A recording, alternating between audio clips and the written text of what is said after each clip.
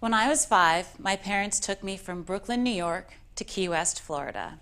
They taught me to swim and showed me my first coral reef. I fell completely in love with the ocean and decided to become a marine biologist. Then, over the next 2 decades, I went from that wonder to concern to practical ocean conservation solutions. I've worked in nonprofits, philanthropy, government. I've had the opportunity to see this problem from many angles. And the most important thing I've learned is that ocean conservation is not about fish. It's about people. And it's people who keep me devoted to my mission, figuring out how we can use the ocean without using it up. The economies and cultures of coastal communities all over the world are at risk because they're tied to the health of the ocean. And the ocean is really unhealthy right now.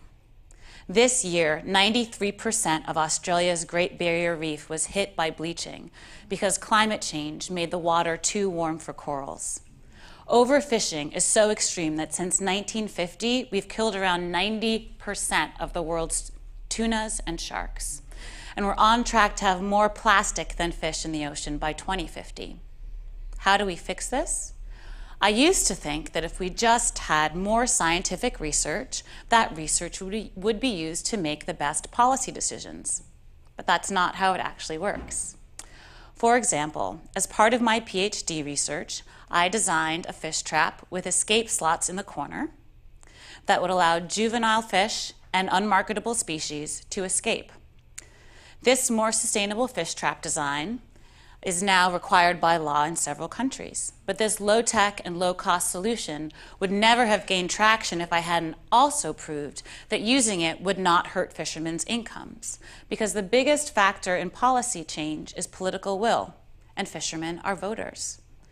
To build political will, we need to understand where citizens are coming from. So my research shifted to sociology, and I interviewed over 400 fishermen and scuba instructors. A 15-year-old fisherman explained the dramatic depletion of the ocean by saying, previous generations used to show the size of the fish they caught vertically. Now we show fish size horizontally. The large groupers, snappers, cod, and other predatory fish that were once abundant are gone in many places, hurting livelihoods and destabilizing ecosystems.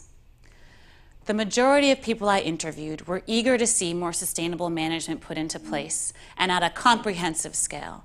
They were thinking about the entire social, ecological, economic system, about the impacts of cruise ships, pollution, climate change, noise, tourism, etc. So I took a step back to try to see the big picture. I now think a key policy solution is to zone the ocean, so we have a solid plan for what happens where.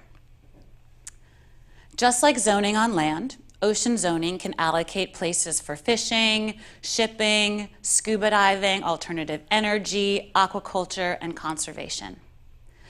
When I was executive director of the Waitt Institute, I had the incredible opportunity to work with the government and people of Barbuda, a small Caribbean island. We supported them in designing and implementing ocean zoning. In an effort to be truly inclusive, this sometimes meant gently interrupting dominoes games to get input from fishermen who wouldn't come to community meetings. All these conversations enabled me to identify consensus, which built the political will needed to put in place a groundbreaking plan that would both serve their current needs and conserve ocean resources for future generations. After 18 months of work and community feedback, the government signed new laws that included setting aside 1/3 of their waters as protected, the areas in blue. This was the first successful island-wide ocean zoning effort in the Caribbean. We went on to launch this program, the Blue Halo Initiative, on the islands of Curaçao and Montserrat. Comprehensive, science-based, community-driven ocean zoning works, and we need much more of it. Communities embrace conservation when it's part of the broader discussion of sustainable use and when that discussion is grounded in local culture.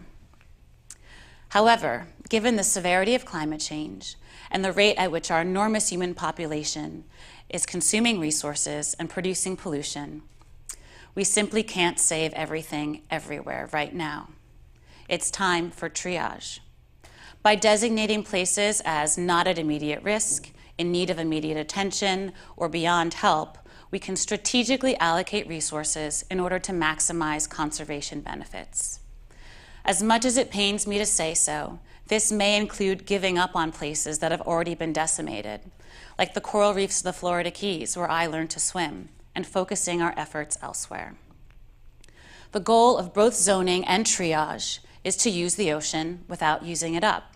So despite all these threats to the ocean, I actually am an optimist most days, because ocean conservation is not about fish. Fish are swimming around, trying to eat, make babies, avoid getting eaten. They're doing their jobs just fine. Ocean conservation is about people and addressing the threats of climate change, overfishing, and pollution will require major changes in public policy and in human behavior. Change this fundamental in how we use the ocean will not be easy, but ocean conservation is a matter of cultural preservation. The ocean will be just fine without us. In fact, it would be much better off. But the opposite is unequivocally untrue. Put simply, we need the ocean. Thank you.